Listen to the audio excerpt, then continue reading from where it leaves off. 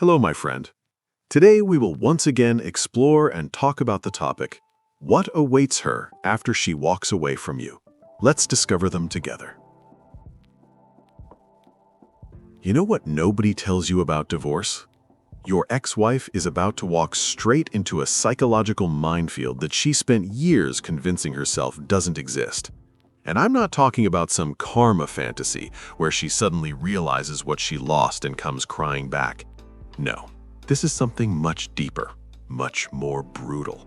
It's about what happens when someone trades certainty for illusion and watches that illusion crumble piece by piece. Let me paint you a picture right now as you're watching this. There are millions of men sitting in their empty apartments, scrolling through their ex's Instagram, watching her post quotes about new beginnings and living her best life. And these men are torturing themselves, thinking she's out there thriving while they're drowning. But here's what's actually happening behind those filtered photos and motivational captions. She's about to collide with a reality so harsh that her brain will literally rewire itself just to cope with the cognitive dissonance. See, when a woman leaves a marriage, especially one that lasted years, she's not just leaving you, she's leaving an entire psychological ecosystem that she doesn't even realize exists. Think about this for a second. For however long you were together, you were her reference point for everything. Every decision, every emotion, every plan for the future had you somewhere in the equation. Even when she was complaining about you to her friends, you were still the center of her psychological universe. And now, she's floating in space without gravity, trying to convince herself that weightlessness is freedom. But let's get specific about what actually unfolds, because the pattern is so predictable it's almost mathematical. The first phase is the honeymoon with herself. This lasts anywhere from 2 weeks to 3 months. She's high on her own decision. Every morning she wakes up and mentally congratulates herself for being so brave, so strong, so independent. She redecorates the house, starts that yoga class she always talked about, maybe downloads a dating app just to see what's out there. Her friends are feeding her validation like it's cocaine. You look amazing, you're glowing, you deserve so much better. And she believes it. God, does she believe it. During this phase, she's not actually living in reality. She's living in a story she's telling herself about reality. The story where she's the heroine who escaped from mediocrity, where endless possibilities are waiting just around the corner. Her phone is buzzing with matches and messages. Men are giving her attention she hasn't felt in years. She interprets this as evidence that she made the right choice. What she doesn't realize is that she's mistaking quantity for quality, attention for intention, and novelty for value. Then comes phase 2, and this is where things get interesting. The awakening, though it's more like a slow-motion car crash. It starts with small things. She goes on her first real date since the divorce. The guy seems perfect on paper, good-looking, successful, says all the right things. They have dinner, maybe drinks. Everything seems to be going well. Then at the end of the night, he makes his move, and suddenly she realizes something that hits her like a bucket of ice water. This man doesn't actually care about her. Not really. He doesn't know that she's scared of thunderstorms, or that she can't sleep without checking the door is locked 3 times, or that she cries during that one commercial with the dogs. To him, she's just Friday night. And that's when the first crack appears in her narrative. But she pushes through, because admitting doubt now would mean admitting she might have made a mistake, and that's psychologically unbearable. So she doubles down. More dates, more apps, more nights out with the girls. Except now, something's different. The attention doesn't feel quite as intoxicating. The compliments feel hollow. She starts noticing things. How these men talk about their ex-wives, how they interact with waiters, how quickly they try to escalate things physically. And slowly, without even realizing it, she starts comparing them to you. Not consciously, mind you. Consciously, she's still maintaining the story that you were the problem. But subconsciously, her brain is doing what brains do. It's pattern matching. It's comparing and contrasting. That guy who seems so charming, he talks over her constantly. The one with the great job, he's emotionally unavailable. The fun, spontaneous one, he's actually just irresponsible and drinks too much. And with each comparison, you start looking better in hindsight. Not because you were perfect, but because you were known, you were safe, you were home. This is when phase 3 kicks in, the panic. It's usually around the 6 to 8 month mark. The novelty has completely worn off. Her friends are tired of hearing about her dating adventures. Her kids, if you have them, are acting out because their world has been shattered, and she's been too busy finding herself to notice. She's exhausted from keeping up the performance of being happy, because that's what it is now, a performance. Every "I'm living my best life" post takes more effort. Every smile in public feels heavier. She's an actress who's forgotten why she took the role. The panic manifests in different ways. Some women go into overdrive, becoming almost manic in their pursuit of validation. More dates, more activities, more anything to avoid sitting still with their thoughts. Others retreat, spending entire weekends in bed, scrolling through old photos, trying to figure out where everything went wrong. But they all share one thing in common. They start rewriting history. The marriage that was so terrible, maybe it wasn't that bad. You, the person she couldn't stand to be around, maybe she was too harsh. The future she was so sure about, maybe she miscalculated. And here's where it gets really psychological. She can't just admit she made a mistake. That would destroy her entire sense of self. She spent months, maybe years, building an identity around being the woman who was brave enough to leave. Her entire social narrative is constructed on this foundation. So instead, she does something fascinating.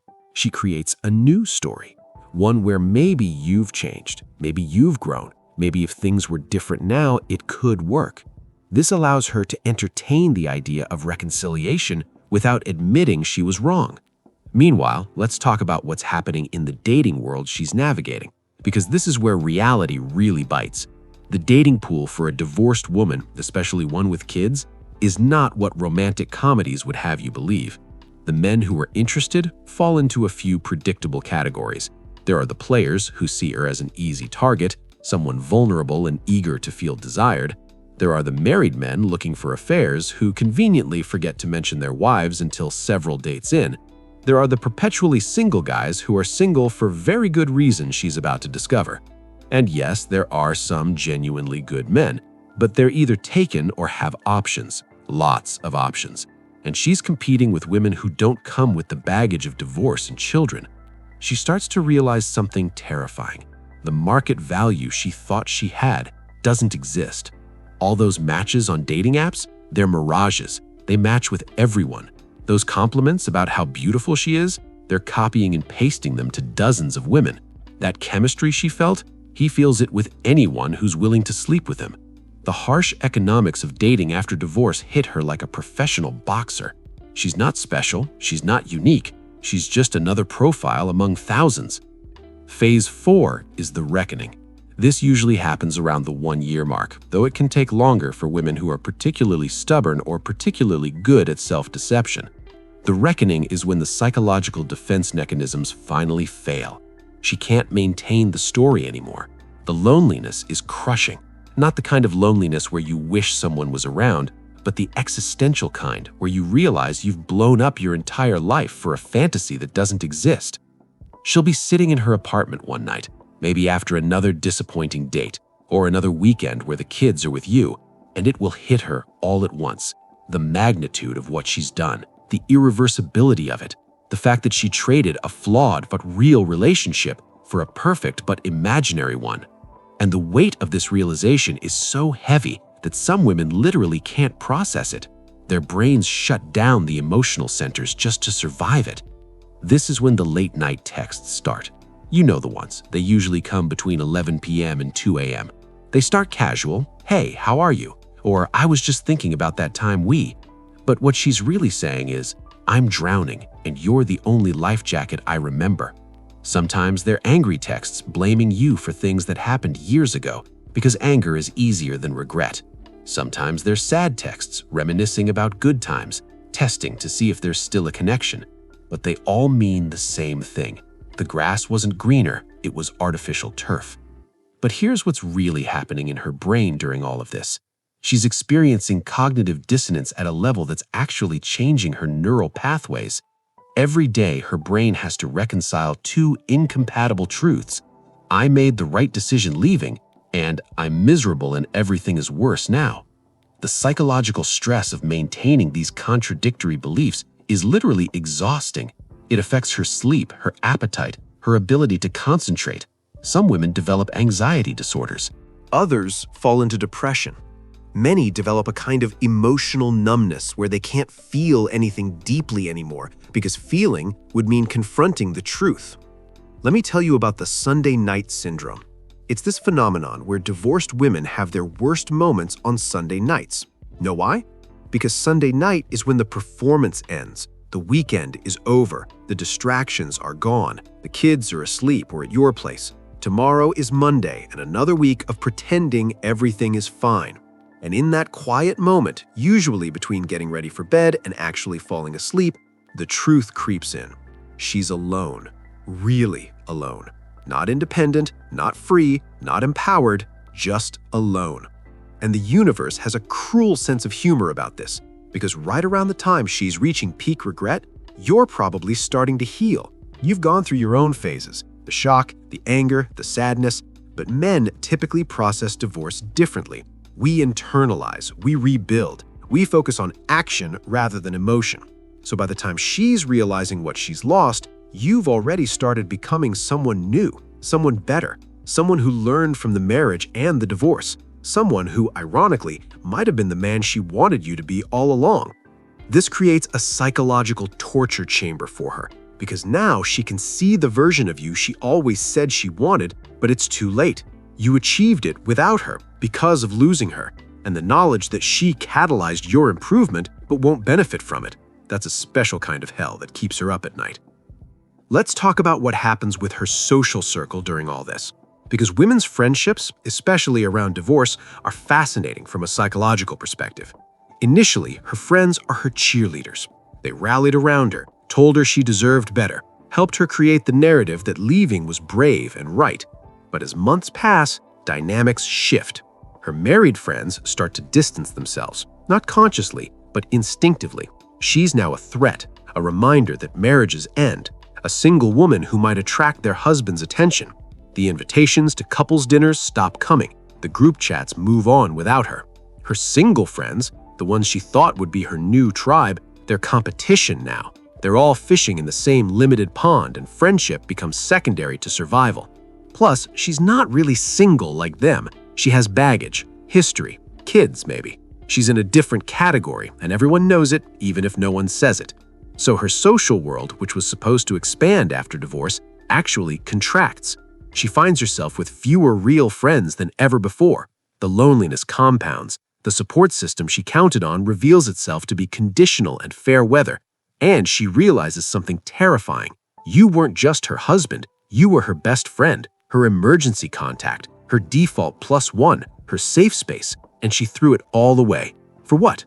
For the idea that something better was waiting? Here's a psychological truth that nobody talks about. Women who leave marriages, especially long ones, often develop phantom relationship syndrome. Just like amputees feel phantom limbs, divorced women feel phantom relationships. She'll catch herself turning to tell you something funny that happened, then remember you're not there. She'll hear your voice in her head commenting on things throughout the day. She'll wake up and for a split second forget you're gone, then have to relive the loss all over again. This isn't love necessarily, it's neurological. Her brain spent years wiring itself around your presence, and those neural pathways don't just disappear. The universe seems to conspire to remind her of what she's lost. Your song comes on the radio. She finds one of your old t-shirts in the laundry. The kids say something exactly the way you would. She goes to that restaurant you loved and realizes food doesn't taste the same without someone to share it with. These aren't just memories, they're psychological anchors that drag her back to the reality she's trying to escape. And then there's the mathematical problem of finding someone new. Let's be honest about the numbers. If she's 35 or older, divorced, possibly with kids, looking for a serious relationship with a quality man who's also single, emotionally available, financially stable, attracted to her, and willing to take on another man's family, the statistical probability is brutal. Add in her own standards and preferences, which haven't adjusted to her new market reality, and you're looking at odds that would make a lottery ticket seem like a good investment. But she can't admit this, not to others, and especially not to herself. So she creates coping mechanisms. She lowers her standards while telling herself she's being more open-minded. She accepts treatment she never would have before while calling it going with the flow. She tolerates disrespect and frames it as not sweating the small stuff. Each compromise chips away at her self-esteem, but the alternative, admitting she made a catastrophic mistake, is psychologically unbearable. Some women enter the renovation phase. They suddenly become obsessed with self-improvement, but not the healthy kind, the desperate kind. New hair, new body, new style, new personality even. They're trying to become someone else, someone who might be more successful in this new reality. But it's like rearranging deck chairs from the Titanic. The problem isn't how she looks or acts. The problem is that she fundamentally miscalculated what was available versus what she had. The really tragic ones are those who get into rebound relationships quickly and try to force them to be serious. They meet someone, anyone, who shows interest and immediately try to recreate what they had with you. They introduce the kids too quickly. They push for commitment before trust is established. They ignore red flags because being with someone problematic feels better than being alone. These relationships always implode, usually spectacularly, leaving her even more damaged than before. And through all of this, you're the ghost that haunts everything. Not because you're doing anything, but because you're the standard, whether she admits it or not. Every man gets compared to you. Not the you she divorced, but the idealized version of you that her regret has created. The you that exists in her memory is better than you ever were in reality. And no one can compete with the ghost that she's perfected in hindsight. Here's what happens next, and this is where this psychology gets really dark. Around the 2-year mark, sometimes sooner, sometimes later, she faces a choice. She can either admit the truth and try to make amends, possibly attempting reconciliation, or she can double down on the lie and reshape her entire personality around it. Most choose the second option. It's easier. They become bitter, cynical. They join online groups that reinforce their choices. They become the women who tell other unhappy wives to leave, not because it's right, but because misery loves company and they need others to validate their choice. The ones who choose honesty face a different challenge. How do you approach someone you've hurt that deeply? How do you admit you were wrong when you've built an entire identity around being right? How do you ask for forgiveness when you're not even sure you deserve it? The psychological weight of this is crushing.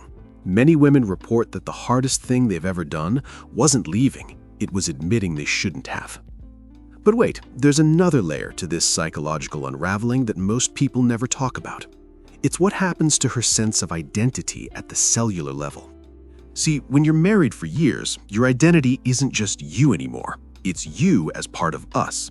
Every decision she made, from what to cook for dinner to where to vacation, was filtered through the lens of being a wife. Her neural pathway is literally formed around this identity. And when she leaves, she's not just losing you, she's losing who she was with you. And that creates an identity crisis that psychology textbooks don't adequately cover. Think about the small things she never had to think about before. Which side of the bed to sleep on when the whole bed is empty? What to watch on Netflix when there's no one to compromise with? Where to eat when every restaurant reminds her she's eating alone? These seem trivial, but they're death by 1,000 cuts to her psyche. Every tiny decision becomes a reminder that she's navigating life without a co-pilot, and she fired him. The financial reality is another psychological hammer that drops around month 9. Divorce is expensive. Being single is expensive. That dual income that made life comfortable? Gone. Now she's trying to maintain the same lifestyle on half the resources. But it's not just about money, it's about what money represents. Security, stability, the ability to dream about the future without checking the bank balance first. She traded financial partnership for financial independence, but independence without resources isn't freedom, it's just decorated poverty. And here's something nobody prepares her for: the physical touch deficit. I'm not talking about sex. I'm talking about the 1,000 small touches that happen in a marriage. The hand on the lower back while passing in the kitchen. The feet touching under the covers. The automatic hug when someone's had a bad day. Touch is a human need as real as hunger or thirst. And suddenly, she might go days, weeks without meaningful human contact. Her body starts to rebel. Stress hormones spike. Sleep becomes elusive. Her immune system weakens. She's literally becoming sick from skin hunger, but she can't admit it because that would mean admitting she needs what she rejected. The dating apps become a special form of psychological warfare. She's reduced to a set of photos and a bio, competing with women 10 years younger who don't have stretch marks or emotional baggage or bedtimes dictated by school schedules. The algorithms are brutal. They show her to everyone at first, that dopamine hit of matches and messages. Then, as the app learns she's selective, or maybe too old, or maybe too complicated, her profile gets buried. The matches slow to a trickle. The messages become lower quality. She realizes she's become invisible in a marketplace that only values youth and availability, neither of which she has anymore. Some women develop performance exhaustion. They've been performing happiness for so long that they forget what genuine emotion feels like. Their smiles become reflexive, not reflective. Their laughter sounds hollow, even to them. They post about living their best life while crying in their cars after dropping the kids at school. The gap between their public persona and private reality becomes so wide that they feel like they're living a double life, and maintaining that double life is exhausting. It's like being an undercover agent in your own existence. The dating apps become a special form of psychological warfare.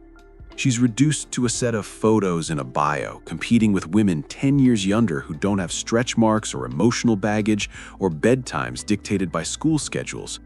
The algorithms are brutal. They show her to everyone at first, that dopamine hit of matches and messages.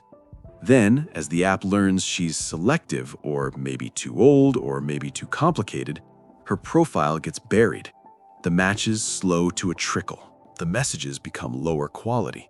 She realizes she's become invisible in a marketplace that only values youth and availability, neither of which she has anymore. Some women develop performance exhaustion. They've been performing happiness for so long that they forget what genuine emotion feels like. Their smiles become reflexive, not reflective. Their laughter sounds hollow, even to them. They post about living their best life while crying in their cars after dropping the kids at school. The gap between their public persona and private reality becomes so wide that they feel like they're living a double life, and maintaining that double life is exhausting. It's like being an undercover agent in your own existence. This creates the final psychological torture: regret without redemption, awareness without action. She knows what she lost, she knows it was her choice, and she knows it's irreversible. She has to live with this knowledge every single day. Every happy couple she sees is a reminder. Every romantic movie is salt in the wound. Every wedding anniversary that passes without celebration is a monument to her miscalculation. And then there's the moment. It always comes when she sees you happy. Maybe it's a photo on social media. Maybe it's running into you at the store. Maybe the kids mention how much fun they had with you and your new girlfriend. And in that moment, something breaks inside her that can never be fully repaired. Because your happiness is proof that the problem wasn't the marriage, it was her perception of the marriage. You're capable of happiness. You're capable of love. You're capable of being the man another woman wants, which means you were always capable. She just couldn't see it. Or worse, she saw it, but wanted more. This is the final psychological blow. The realization that she didn't leave a bad relationship. She left a relationship she made bad in her own mind. And now she has to live with that knowledge forever, watching from the sidelines as you build the life she convinced herself was impossible, just with someone else who appreciated what she couldn't. The cruelest irony. Many of these women eventually realized that the problems in the marriage weren't entirely about you, or even mostly about you. They were about her dissatisfaction with herself that she projected onto the relationship. The restlessness, the feeling that something was missing, the sense that life should be more exciting. Those were internal issues that leaving you didn't solve. In fact, leaving you just made them worse, because now she has to face them alone, without the stability and support you provided. So what actually happens to your wife after divorce? She gets exactly what she asked for: freedom. independence, the chance to start over. And she discovers that what she asked for and what she wanted were two completely different things. She wanted to feel alive again, but she feels dead inside.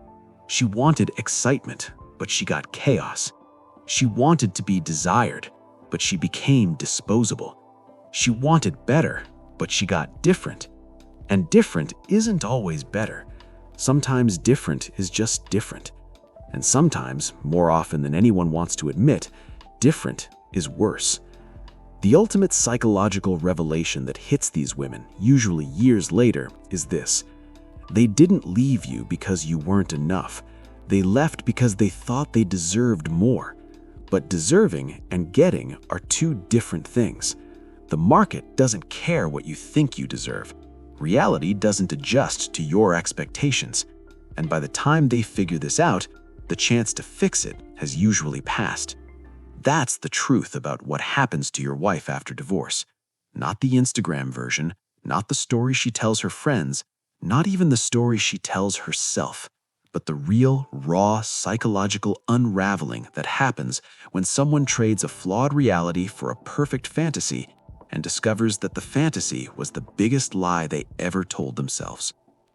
So, what are your thoughts on today's topic? Make sure to like this video and subscribe to our channel Psychological Depth so you won't miss any of our upcoming posts. Thanks for tuning in. See you next time.